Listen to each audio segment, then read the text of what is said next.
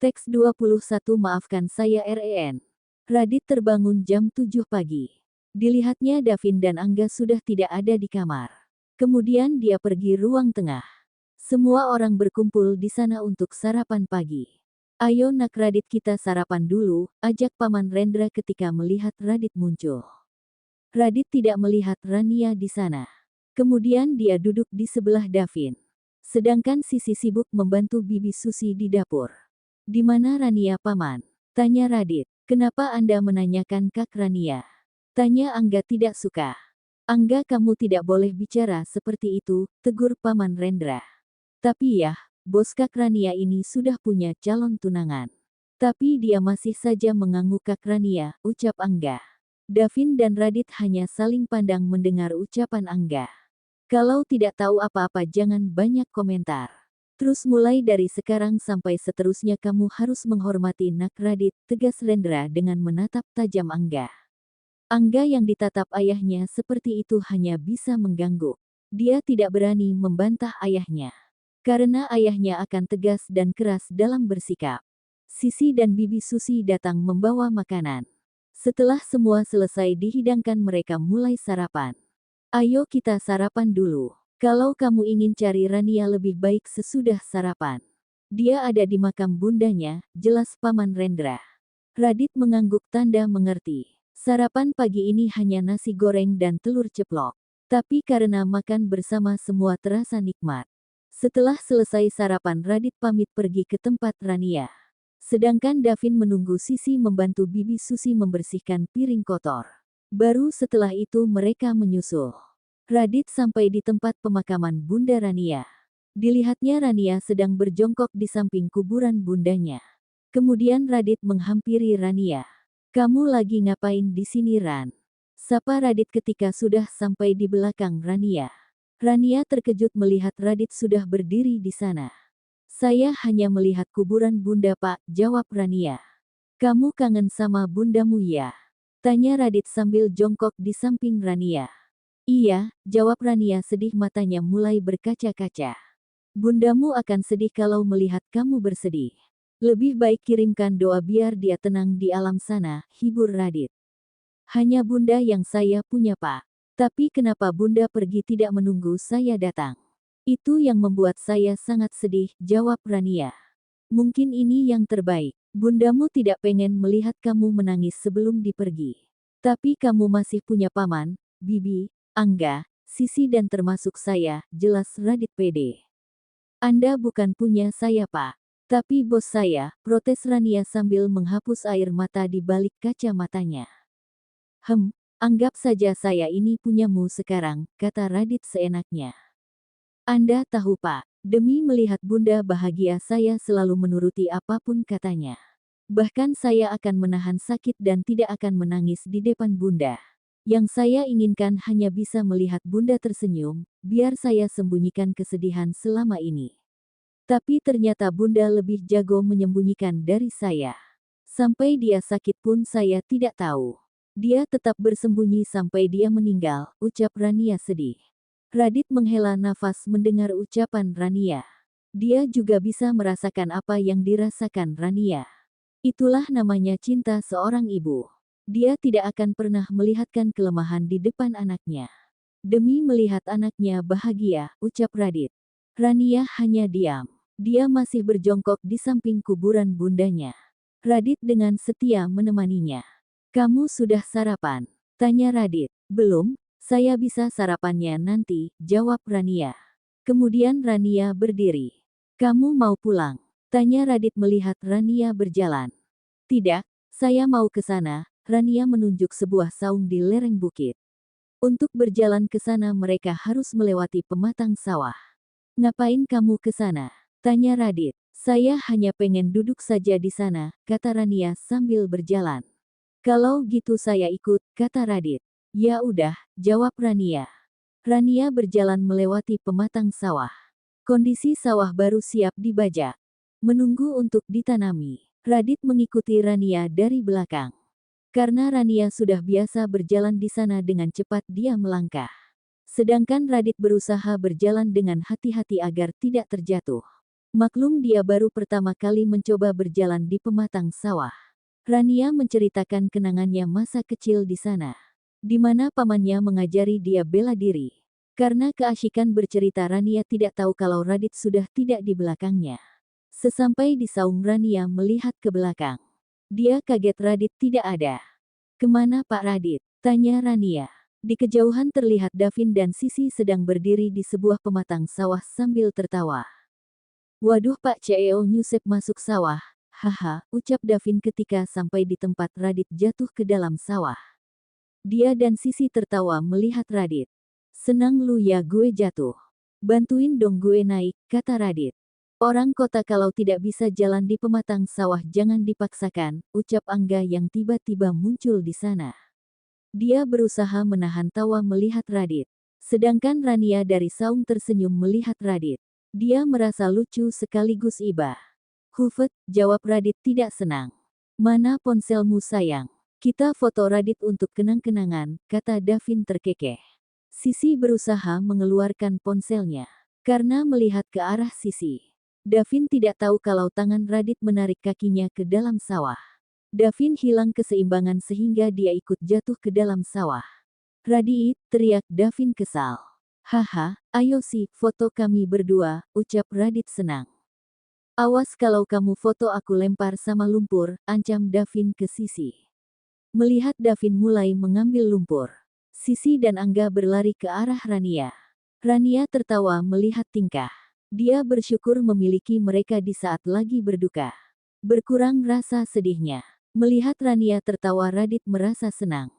"Ini gara-gara lu, gue jadi kotor," ucap Davin tiba-tiba melempar lumpur ke arah Radit. Radit tidak terima dilempari lumpur, melempar balik Davin. Terjadilah pergulatan antara bos dan asisten di tengah sawah. Sedangkan yang lain hanya menonton dari saung. Tidak lupa Sisi mengambil video sebagai kenang-kenangan. Jarang momen seperti ini terjadi. Dia melihat Davin dan Radit seperti anak kecil yang bermain lumpur. Setelah puas bergulat, Radit dan Davin keluar dari sawah. Mereka berjalan ke saung. Sampai di sana Rania menyuruh Angga mengantar Radit dan Davin membersihkan badan di sungai tidak jauh dari tempat mereka berada. Rania dan Sisi hanya menunggu di saung saja. Sedangkan di rumah Paman Rendra sedang duduk di depan rumah. Sambil menikmati kopi, dia tidak ada rencana pergi ke ladang hari ini. Tidak lama kemudian berhenti sebuah mobil mewah tepat di depan pagar rumah sederhana itu. Kemudian keluar dua orang laki-laki yang umurnya tidak jauh dari Paman Rendra. Paman Rendra terkejut melihat salah satu laki-laki yang datang. "Tuan muda," gumam Paman Rendra. "Tuan muda," gumam Paman Rendra. Rendra masih terpaku di tempat duduknya ketika melihat kedua laki-laki berjalan ke arahnya. Bahkan saking terkejutnya Rendra tidak bisa mengeluarkan suara. Lama tidak bertemu Rendra, sapa salah satu laki-laki itu dengan dingin. Bagaimana Anda tahu saya di sini?" tanya Rendra gugup. "Hah, apa yang tidak bisa saya ketahui? Apalagi hanya mencari tempat tinggal kalian," katanya angkuh. Rendra diam sejenak. Dia berusaha tenang dan tidak emosi. "Kenapa kau diam? Apa kau takut setelah saya tahu kalian tinggal di sini?" tanyanya lagi dengan menatap Rendra tajam. "Saya kira kemana kalian bersembunyi. Ternyata hanya ke sini. Heh, tempat tinggal reot. Apa Retno bahagia setelah meninggalkan saya dan tinggal di tempat reot seperti ini?" kata laki-laki tersebut sambil berjalan masuk ke dalam rumah. Bahkan Rendra belum memberi izin dia masuk. Dia adalah Gunawan, suami dari Retno sekaligus ayah Rania. Sampai di dalam rumah, Gunawan duduk di salah kursi di ruang tamu. Dia duduk dengan angkuhnya. Rendra masuk ke dalam diikuti dengan laki-laki yang satunya. Ternyata Jaka, asisten Gunawan. "Kau boleh menunggu di luar," kata Rendra ketika melihat Jaka ikut masuk. "Kenapa kau melarang asisten saya masuk?" tanya Gunawan penuh emosi. "Kalau Anda tidak mau malu, saya harap dia menunggu di mobil saja," ucap Rendra tegas. "Hah, untuk apa saya malu di hadapan pasang selingkuhan seperti kalian? Seharusnya kalian yang malu dengan saya," ejek Gunawan. "Saya sarankan untuk dia keluar," ucap Rendra tegas dengan menatap Jaka. Kesabarannya juga sudah mulai hilang. Jaka yang melihat suasana tidak baik, memilih keluar dan menunggu di mobil. "Untuk apa Anda ke sini?" tanya Rendra duduk di salah satu kursi di depan Gunawan. "Untuk melihat mantan istri dan mantan tangan kanan saya. Apakah dia bahagia hidup di sini dengan selingkuhannya? Bahkan kalian sampai memiliki anak," kata Gunawan menahan amarah. "Cih, setelah 25 tahun. Kenapa baru sekarang Anda mencari kami? Apa karena Anda sudah menganggapnya meninggal?" ejek Rendra. "Iya, sebelum saya bertemu dengan anak kalian. Saya sudah menganggap dia meninggal," tegas Gunawan. "Kalau gitu, mulai sekarang Anda harus tetap menganggap seperti itu," ucap Rendra. "Apa maksudmu?" "Saya hanya ingin bertemu dengan istrimu. Saya harus mengetahui alasan dia berkhianat," kata Gunawan marah. "Berkhianat? Apa hanya itu yang ada di pikiran Anda?" teriak Rendra tidak kalah marah. Dia tidak terima Retno masih dibilang pengkhianat. "Terus apa lagi sebutan yang cocok untuk kalian berdua? Dua orang kepercayaan saya berselingkuh," tatap Gunawan dengan mata merah menahan amarah. "Sebaiknya Anda pulang saja. Sebelum saya bertindak lebih dari ini. Saya masih menghargai Anda karena mengingat jasa Tuan Besar," kata Rendra. "Sebelum saya melihat istri dan anak kau, saya tidak akan pergi dari sini," tolak Gunawan tegas. "Jadi Anda ke sini hanya untuk melihat istri saya? Baiklah kalau begitu," kata Rendra berdiri. Dia memanggil Susi ke dapur. Tidak lama kemudian Rendra dan Susi muncul. Susi terkejut melihat Gunawan di ruang tamu. Dan Gunawan tidak kalah terkejut melihat Susi Art dia dulu. "Kenapa kamu membawa Susi?" tanya Gunawan heran. "Karena Anda menanyakan istri saya." "Susi adalah istri saya," jelas Rendra kembali duduk. Sedangkan Susi hanya berdiri tertunduk. Dia tidak berani menatap mantan majikannya itu. "Tidak mungkin, terus di mana anakmu?" tanya Gunawan lagi. "Buk tolong panggilkan anak kita," kata Rendra sama Susi. Susi mengangguk kemudian dia keluar mencari Angga. Tidak jauh dari rumah dia melihat Angga sedang berjalan dengan yang lain menuju rumah. Susi menyuruh Angga berlari ke rumah mendahului yang lain. Kemudian Susi dan Angga masuk ke dalam rumah. "Ini anak saya Angga," kata Rendra ketika Susi dan Angga sudah di dalam. Gunawan heran dengan yang dikatakan Rendra. Dia menyangka Rendra pasti berbohong. Karena dia yakin kalau anak dan istri Rendra bukan mereka. "Kamu pasti berbohong kan?" kata Gunawan curiga. "Siapa orang ini ya?" tanya Angga penasaran. "Buk, bawa Angga pergi dari sini," perintah Rendra. Susi dengan cepat mengajak Angga keluar. Ketika mereka keluar, Rania dan yang lainnya sampai di luar rumah. Susi melarang mereka masuk. Radit dan Davin mengenal suara orang yang bicara dengan Paman Rendra. Tapi karena Bibi Susi melarang masuk, mereka hanya duduk di luar mendengarkannya. "Kamu tahu yang saya maksudkan Ren?" tanya Gunawan. "Kalau yang Anda tanya istri saya, mereka itu adalah istri saya. Tapi kalau yang Anda tanya adik dan keponakan saya," ucapan Rendra terhenti. "Maksud kau?" tanya Gunawan tidak mengerti. "Maksudnya saya kalau yang Anda cari adik dan keponakan saya. Maka itu berarti Anda mencari Retno dan Rania," kata Rendra. "Adik," kata Gunawan penuh tanya. "Iya, Retno adalah adik yang saya cari selama ini. Bukankah Anda tahu saya sedang mencari adik perempuan saya yang hilang selama 20 tahun, jelas Rendra. "Terus gimana dengan berita dan foto perselingkuhan kalian?" tanya Gunawan bingung.